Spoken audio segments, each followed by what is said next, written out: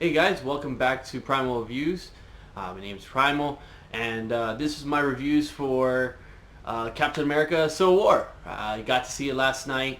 It was really cool, amazing movie. I really loved the action. Really some awesome characters that they brought in and continued on and building new relationships. So a lot to go through, and want to share that information with you. So before I start anything, spoiler alert. Spoiler alert. If you have not seen the movie, do not watch the rest of this video. I'd rather you enjoy the movie for your first time and make your own opinion, and then come back and share that opinion with me in the comment section, and tell me what you think about the movie. See where we disagree or agree. So again, last chance. This is a spoiler alert for everything. So let's get started. So basically, it started off with a new character in a sense, but also the same character from the previous movie of Captain America: Winter Soldier. The person that was named Brock, he used to work for Hydra and everything. He is now called Crossbones. He is trying to steal something, and the team is trying to capture him. And you see Captain America fighting with him in the movie. Crossbones has like these type of cybernetic arms, and has really done a great job, fighting sequences and everything like that in that part of the scene. You have like these mechanical arms that shoot up and basically punches it just as hard as Captain America. So that part was really cool, especially when you bring in the character Sam Wilson as Falcon, and he shows his acrobatical abilities with his wings and the attachments that he has in his little jetpack, and it was just amazing. I like the fact that they were able to use the Falcon's little red wing to interact and actually be used as a part of the team when trying to help out certain team members like Scarlet Witch and Black Widow. So it was really, really cool sequence in the beginning, and then it just kind of like goes on and talks about I guess I would say the premise of the movie, which is about the Winter Soldier, about Bucky Barnes and what he has done in the past, and how he was brought to this world and how he stayed alive and things of that sort. But also the bulk of the movie was about the registration and having the Avengers be accountable for the actions that they do. So in part of the movie, you have Scarlet Witch, who feels regret, who plays Wanda, that's her character's name. She feels regret that she's able to hurt so many people by accident using her powers when she was only trying to save people. So that was one of the things that also continued with the storyline with the Winter Soldier and also the registration. When going on throughout the movie, you get to see the frustrations between Captain America, his decision not to fill out this thing, and Iron Man, Tony Stark, trying to convince him that this is the right thing, that we need to be held accountable, that we need to watch ourselves, and that we can't be just gun-ho and everything. So a little bit of that part also is the reason why there's such a huge action sequence towards the end of the movie with Iron Man and Captain America, as we've probably seen with all the trailers.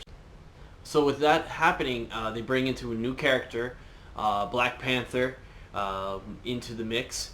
They first start off with his father, and how his father is the one who's asking for this registration to take place, that those superheroes need to be held accountable for the actions that they do. So that's when they start bringing in Black Panther in here, into this assembly to talk about what these countries are all in agreement for. And basically in that particular instant, that's when the Black Panther realized that there's something going on, and an explosion happens and kills his father. And because his father was killed in such a way, and then later to find out it's one of these super soldier enhanced people, and initially, and what they state is actually that it was Bucky Barnes, Winter Soldier. He goes on a rampage. He has revenge in his eyes, and he just wants to get vengeance for his father. So as the movie plays out, you get to see that Black Panther comes out and tries to capture Bucky Barnes, and he's all suited up. He has his suit that is like super indestructible. Like bullets are shooting off him, and it just like doesn't care. So it was really cool. I really liked that part of the movie when they introduced him into the Black Panther suit, and he was just like one kick-ass guy. I mean, it was like him fighting Winter Soldier, and it was just like a equal battle between the two. So I thought it was really cool that they brought him in, and how they did the fight sequences in numerous of times. It's not just this one time. I mean, there's a lot of action sequences in this movie. I mean, I couldn't even count how many action sequences there are, but there is a tremendous amount that you will feel entertained throughout the movie, and you will not even realize that, man, this time is just running by. Like it's so, you get so involved in the movie that you won't even realize it. And so when they brought in Black Panther doing this, it was just really cool. They kind of continued off the fighting sequences to like more of a talking about the drama, I guess, the relationship building between certain characters. Like one is if you're familiar with Sharon Carter, she was used to playing Winter Soldier as Agent 13. How she gets to be a part of this world, and with Captain America. And if those of you who don't know, Sharon Carter's aunt is Peggy Carter, and Peggy Carter is the one that was in the original Captain America, and he fell in love with and stuff like that. So kind of a twisted type of fate that Captain America is to fall in love with, a Carter, so to speak, and you get to see that relationship building between the two. But then you see also relationship building with Black Widow, and so it's like, wow, Captain America has choices here, so many women to choose from. But then Black Widow at the same time has Bruce Banner, the Hulk, to kind of care for and want to be with. So it kind of, I don't know where Marvel is trying to head to. I don't know if they're trying to build a relationship with Captain America or with Bruce Banner, in the comics, for those fans who've seen that, and also maybe like the cartoon animations. You see Black Widow usually go with Captain America.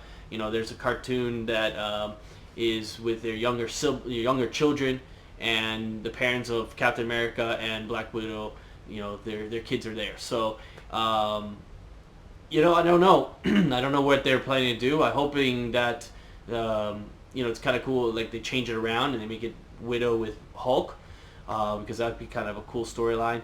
And then you could get Sharon Carter and Captain America together. And I actually really liked the actress Emily Van Camp. Some of you don't know which kind of movies she's done or shows. She used to play in a show called Revenge, which was really suspenseful. It had like a really in-depth suspense about a woman and her vengeance as well, to vengeance for her father. So I thought it was kind of cool that they brought her along into the movie with that in mind, with her previous casting of another show.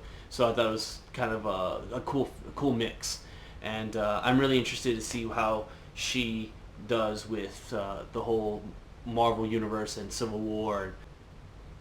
So that brings me also to another love connection, so to speak, between Vision and the Scarlet Witch, Wanda. Kind of interesting. They really didn't go into like a whole in-depth thing kind of style. But it was kind of cool how it's kind of giving you the hints about how this mechanical man is starting to feel emotions for this woman, and that he's really trying to protect her, and so that she doesn't get hurt by not only by the people outside that fear her, but also the people that that want to keep her locked up, and also with herself, so that she doesn't feel like she's a victim, or that she's responsible for these things. It's something that it was kind of interesting how they were starting to build that mindset that Vision is starting to have. So that was one thing that was a little interesting to me in the movie. So that was basically the one. Now from there, actually, the cool thing that I liked was how they were introduced Spider-Man. Tom Holland, who plays the new Spider-Man out of the three that we have, or two that we have, I'm sorry. So it was kind of cool how they introduced Spider-Man into the Marvel Universe, having to basically not have a startup movie with him in mind. Obviously, we've seen plenty of Marvel movies, or just Spider-Man movies, so to speak, from Sony.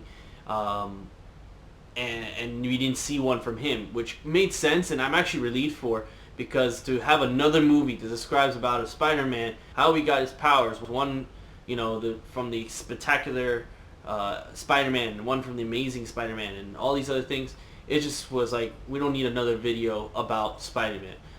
So the way they are introducing him and how he got his powers, or how he's, not how he got his powers, but how he's been helping the city of New York since the time that he got it. So I thought that mixture of how they introduced Spider-Man, which brought to show Aunt May, which, if any of you don't know who Aunt May is in this particular Marvel Universe, it's Marissa Tomei. And Marissa Tomei was one of my favorite actresses when I was growing up. She was probably one of the hotter women that was out there. And I will never forget her movie in Cousin Vinny. That's like my movie that she was the best. That was probably her best role. And then her being introduced in this movie was really cool, and how they interacted with Tony Stark, and how he was trying to recruit Spider-Man to the cause, and basically figuring out more or less how he's able to do things, with the webbing, and how he's able to climb walls. They didn't really touch too much into it, but they gave hints of it. They also talked about why Spider-Man has a new suit and a new design. So in the movie that we see how he started off with like, I think back of the Tobey Maguire type Spider-Man with goggles and a hood and stuff like that. He actually gets a new suit because of those very reasons. And actually, when you watch the movie, or if you watch the movie, I should say, you notice those black goggles on the Spider-Man mask, and the effect that they did to the new suit, where it actually, if you paid attention, the eyes either focused in on whatever he was trying to do, or basically just being aware of his senses. And it was really cool, the effects that they did on the eyes. I thought that was something that was, I didn't even expect, to be honest with you. It wasn't until the middle of the movie, and even after, when I was just thinking back, and I'm realizing, man, they did some really cool effects with the Spider-Man suit that I didn't even think of that they would do. So it was really interesting how they did that. Another awesome character that they brought into the Marvel Universe and into this storyline was the actor Paul Rudd, who plays Ant-Man, and how he got into the Captain American side, and how he's trying to help out. And he was like, when he got introduced coming out of the truck scene, I thought it was really funny that he was like, oh my god, it's Captain America, I can't stop shaking your hand. That was that seemed like such like the character that he would do, and as well as the actor. So I thought it was pretty funny, and that was one of the parts of cool. And then when he got to the fighting sequence in the airport, and he's doing all these little tricks, as Ant-Man being miniaturized, being put on a bow for Hawkeye, or even put on the shield so that when Spider-Man took the shield, he's right there. I thought he was kind of like one of that secret weapon that no one realized, just like Spider-Man was, but even smaller secret. So I thought that was interesting how they used him and how he was being in the movie, and especially when he's like fighting against Black Widow, and he's like, "Oh, look, I don't want to hurt you," and then she's like, "Yeah, right," and then he basically miniaturizes and does like a backflip and puts her in an arm lock, and I thought it was pretty funny to introduce to him. And then as the scene plays out, you see him grow up to be Giant Man. And he's just like, everyone's shocked, like, holy cow, there's a big giant in the middle of the airport. And he's just being, like, destructive, destroying planes and things like that. People are trying to do things. And then that kind of ties into why they brought in Spider-Man, with his humor. And I had friends that were telling me they really liked the Spider-Man sequences involved with that because his humor showed. He was being really funny, being witty. He was, being that typical Spider-Man attitude that we've come to love. And he starts making jokes, and the guys like Iron Man and War Machine were actually like, oh my God, how old is this kid? And this kid is talking about Star Wars and how they used to wrap the ATVs around in the grappling hook, and so like, hey, let's do that with Giant Man. And so they realized, oh my God, he was coming to a point, and that was the reason why he was being so witty in that degree. So after that huge fighting sequence, basically takes you to Captain America and Bucky Barnes going to this Hydra base, that secret Hydra base that was back in the 1980s and then the 70s and whatnot. So they go into this event. The whole time, but prior to this, Captain America has been trying to tell Iron Man that it's not Bucky's fault. He was set up. There's someone else behind the scenes, and he doesn't want to listen.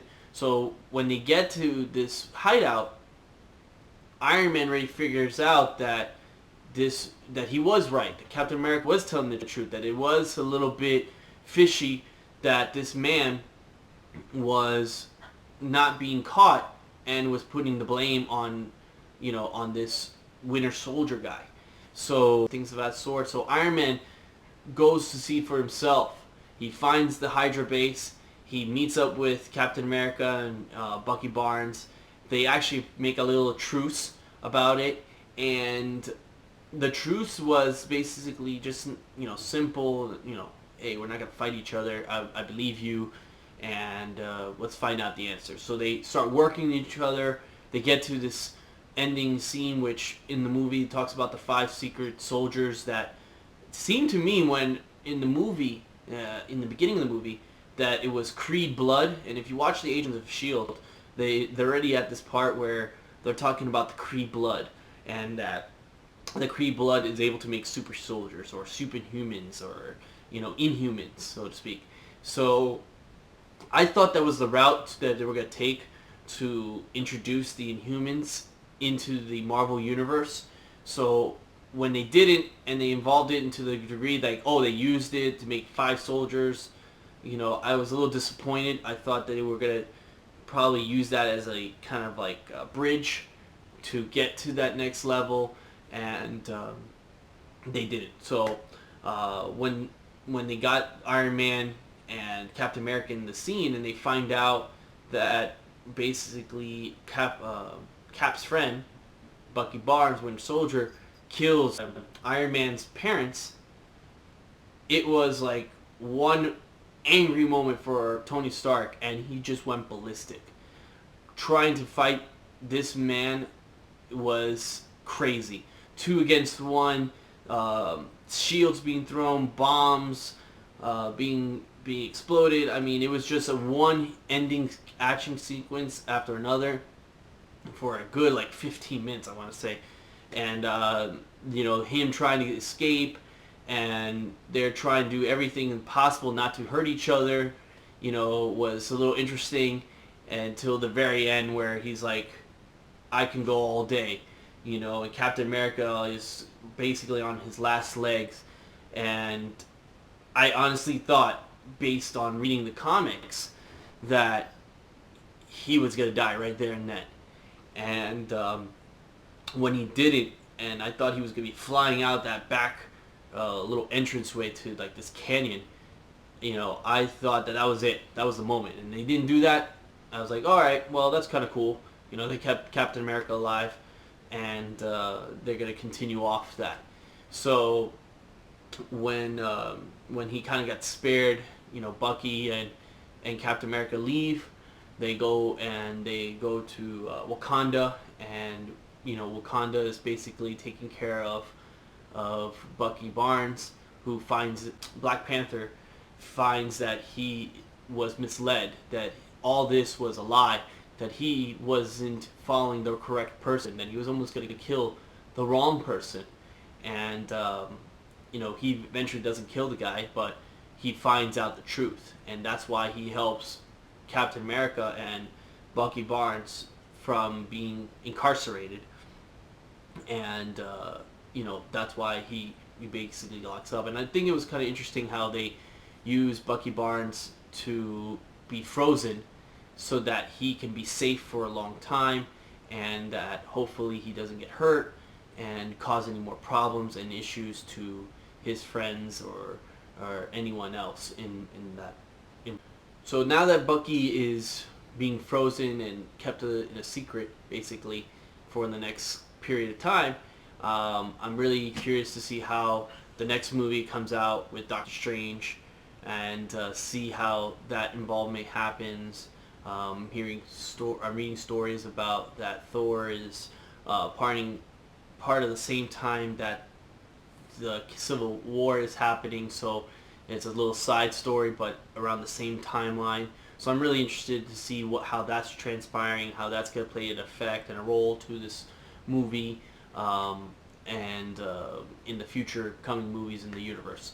So it was, again, a great movie. I really enjoyed it.